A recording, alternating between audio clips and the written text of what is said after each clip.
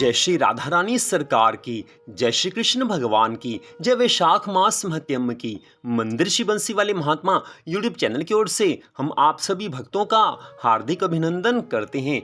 आज हम आपको सुनाने जा रहे हैं वैशाख मास महत्यम के पहले अध्याय की परम पावन कथा कि जिस कथा को सुनकर भगवान की अनंत कृपा मिलती है, घर में सुख संपत्ति का वास हो जाता है और मनुष्य के सभी पापों का नाश हो जाता है। तो सबसे पहली बात यह है कि इस वर्ष 2022 में वैशाख मास के स्नान 17 अप्रैल से आरंभ हो रहे हैं और 16 मई तक चलेंगे। वैसे कुछ भक्त चैत्र मास की पूर्णिमा अर्थात 16 अप्रैल से वैशाख मास के स्नान आरंभ कर देते हैं और वैशाख मास की पूर्णिमा तक ये स्नान चलते हैं। तो वैशाख मास में प्रातः स्नान का बड़ा महत्व बताया गया है। तो इस वैशाख के परम पावन महीने में भगवान की कथाओं को सुनना, भगवान की अधिक से अधिक भक्ति करना, भगवान के मंगलमय नामों का जाप करना और गंगा यमुना मैया में जाकर स्नान करना, विशेष रूप से गंगा जी में जाकर स्नान करना और यथाशक्ति दान पुण्य आदि कर्म करना, ये सभी भक्ति के कर्म बताए गए हैं। इन सभी धर्मों के करने से भगवान की अनंत कृपा मिलती है। और वैशाख मास के इस पावन महीने में विशेष रूप से वैशाख मास महत्म की कथाओं को सुनना और साथ में श्रीमद् भगवद गीता का पाठ करना या सुनना और श्रीमद् भागवत महापुराण का पाठ करना या सुनना, श्री विष्णु पुराण का पाठ करना या सुनना, ये सभी धर्म कार्य भी विशेष रूप से पुण्य फल देने वाले माने जाते हैं। इसलिए इन सब धर्मों को विशेष रूप से वैशाख मास में करना चाहिए। तो वैशाख मास महत्यम के पहले अध्याय की कथा हम आपको सुना रहे हैं, जो कि इस प्रकार है।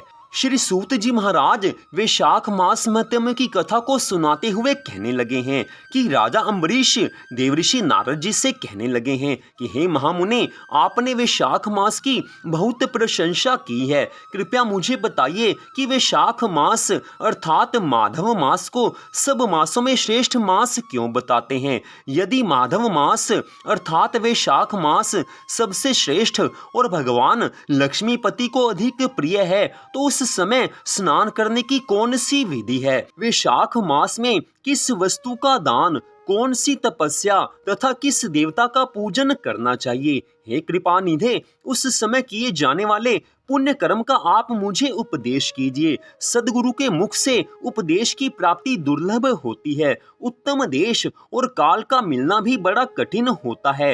राज्य प्राप्ति आदि दूसरे कोई भी भाव हमारे हृदय को इतनी शीतलता नहीं प्रदान करते जितना कि ये आपका समागम।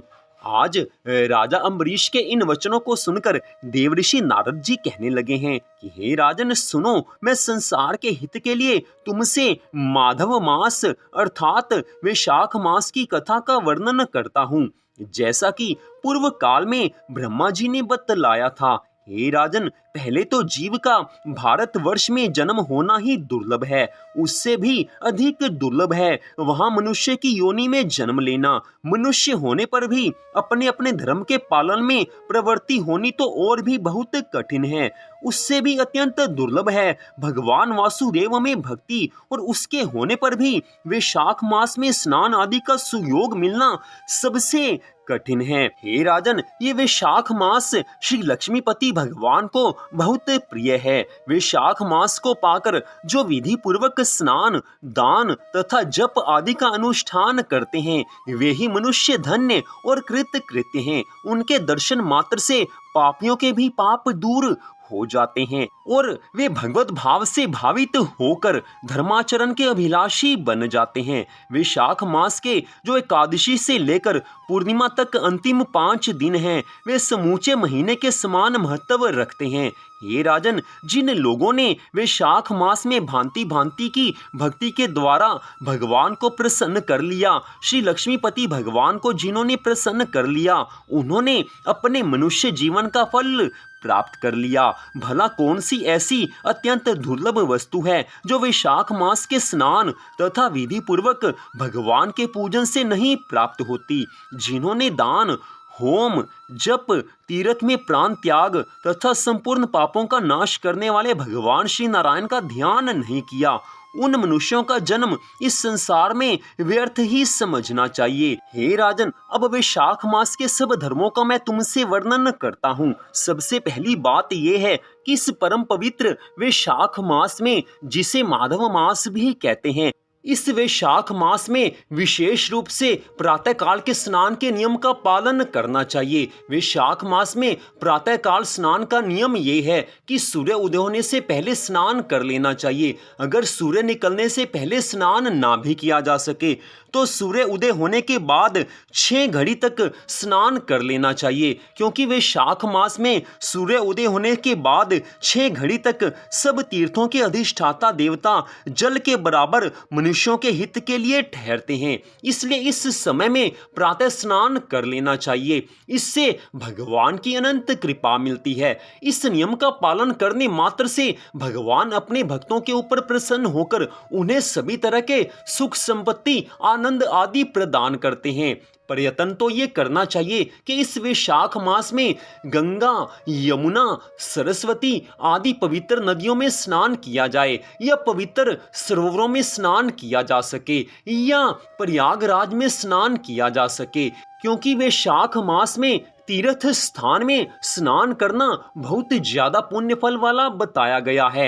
लेकिन अगर घर से बाहर ना जाया जा सके तो घर में रहकर वैशाख मास के स्नान के नियम का पालन करना चाहिए। स्नान करते समय अपने नहाने के जल में, स्नान करने के जल में थोड़ा सा गंगा जल मिला लेना चाहिए। इससे गंगा स्नान का पुण्य फल मिल जाता है। उस घर में माँ लक्ष्मी का सदा वास होता है। जिस घर में नहाते समय नहाने के जल में थोड़ा सा गंगा जल मिला लेते हैं। हे राजन, गंगा जी की उत्पत्ति श्री हरि विष्णु भगवान जी के चरण कमलों से हुई है, इसलिए गंगा जी भगवान के चरणों की धोवन कहलाती हैं। और गंगा स्नान का जिसको पुण्य फल मिल जाता है उसके ऊपर भगवान की अनंत कृपा होती है। लेकिन अगर घर में गंगा जल ना हो तो नहाते समय, स्नान करते समय गंगा यमुना मैया को याद कर लेना चाहिए, भगवान के पवित्र नामों को स्मरण कर लेना चाहिए।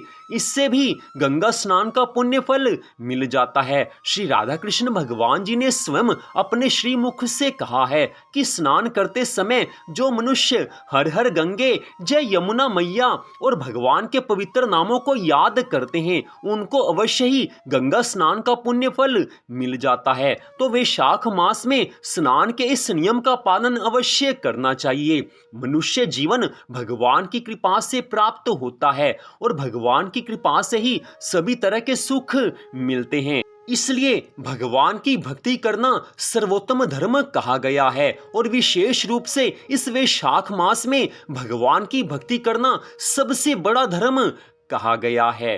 इसलिए हे राजन, वैशाख मास के सबसे पहले धर्म अर्थात प्रातः स्नान का पालन सबको अवश्य करना चाहिए। इससे भगवान की अनंत कृपा प्राप्त हो जाती है।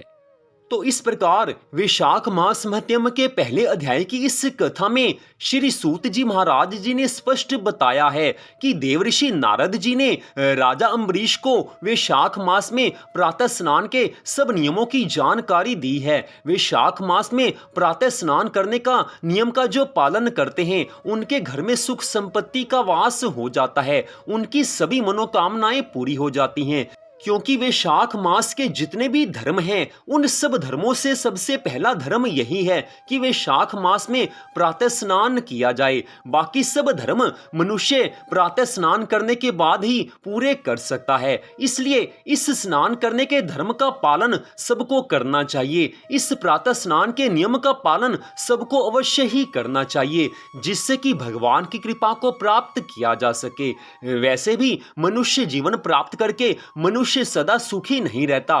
कई बार जीवन में दुख आते हैं और इस कलयुग में दुख विशेष रूप से हर मनुष्य के जीवन में बने रहते हैं। तो इन दुखों से छुटकारा पाने के लिए भगवान की अधिक से अधिक भक्ति करनी चाहिए। और ये वैशाख मास ऐसा परम पवित्र मास है कि इस वैशाख मास में हम जितनी भी भगवान की भक्ति करते हैं उतनी भक्ति करने से हमें अनंत गुना पुण्य फल मिल जाता है। इससे हम सबके दुखों का नाश हो जाता है और भगवान की कृपा से हमारे जीवन में सुख संपत्ति आनंद आ जाते हैं। आज हर मनुष्य सुख, संपत्ति, आनंद और भगवान की कृपा को प्राप्त करना चाहता है। तो वैशाख मास के सब धर्मों का पालन करने से ऐसा अपने जीवन में अनुभव किया जा सकता है। सुख, संपत्ति, आनंद प्राप्त किए जा सकते हैं, भगवान की कृपा को प्राप्त किया जा सकता है। तो मंदिर श्री बंसी वाले महात्मा यूट्यूब चैनल की ओर से वैशाख मास महत्म के पहले अध्याय की कथा को आपने सुना है। प्रतिदिन एक एक अध्याय की कथा हम आपको सुनाया करेंगे। साथ ही श्रीमद् भागवत महापुराण की कथा को भी आप वैशाख मास में प्रतिदिन हमारे चैनल पर जरूर सुने, क्योंकि श्रीमद् भागवत महापुराण की कथा को सुनना या श्रीमद् भगवत गीता के किसी भी अध्याय को सुनना या उसका पाठ करना बड़ा ज्यादा शुभ कर्म माना जाता है। तो उन कथाओं को भी आप हमारे चैनल पर जरूर सुने। तो आज की इस कथा को सुनने के लिए आप सबका हार्दिक धन्यवाद। भगवान श्री राधा कृष्ण जी की वैशाख मास महत्म की अनंत कृपा सदा आप सब पर, आपके परिवार पर बनी रहे, इसी मंगल कामना के साथ जय श्री राधा रानी सरकार की, जय श्री कृष्ण भगवान की, जय वैशाख मास महत्म की।